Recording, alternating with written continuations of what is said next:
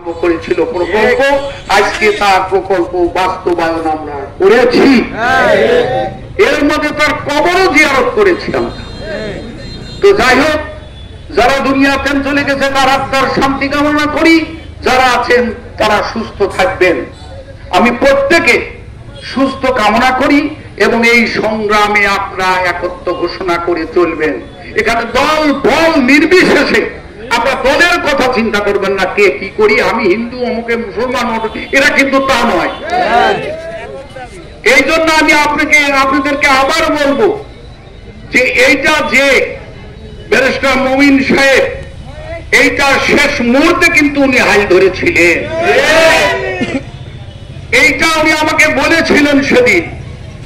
তো আপনাদের 1000 যে তালিকা করেছিলেন ওই তালিকাটা আমার হাতে, আমি দেখেছি আপনাদের কি শ্রমের উপরে দিয়েছিলেন। যেদিনে উনি যে সমীরের দিদি মারা গেল সেদিন আমার হাত ধরেই কিন্তু ওখানে উনি গিয়েছিলেন। যাই হোক, আমি কাকে ভোট দিবেন এটা আমি বলতেছি, সাতিয়াবাসী কে আপনারা ভোট দিবেন, যার যে ইচ্ছা দিবেন, কিন্তু সাতিয়া ছাড়া আপনি হবেন না। যে সাতিয়া ছাড়বেন সে আমি সাতিয়া বেঈমান বলে মনে করি, কারণ এই বেঈমানের স্থান সাতিয়াতে নাই। সর্বশেষে আমি বক্তব্য দীর্ঘায়ু করব না, আমাদের ফাউন্ডেশনের প্রতি আপনারা দোয়া রাখবেন, আমরা যেন ফাউন্ডেশনে যথাযোগ্যভাবে চালিয়ে যেতে পারি। এবং ইতিমধ্যে আপনারা শুনে আনন্দ হবেন যে আমরা সেখানে ডায়াবেটিস একটা হাসপাতাল খুলেছি।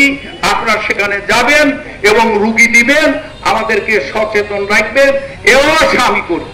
কারণ আপনারা যদি আমাদের সঙ্গে সাথী না হন তাহলে তা আমরাও এটা টিকে রাখতে পারবো না। সর্বশেষে প্রত্যেকের ধন্যবাদ জ্ঞাপন করে, প্রত্যেকের সুস্বাস্থ্য কামনা করে আবার আমি ধন্যবাদ জ্ঞাপন করে সকলে ভালো থাকেন, সুস্থ থাকেন, এই কথা বলে আমার বক্তব্য এখানেই শেষ করছি। মানববন্ধনেরও আমি সমাপ্তি ঘোষণা করলাম।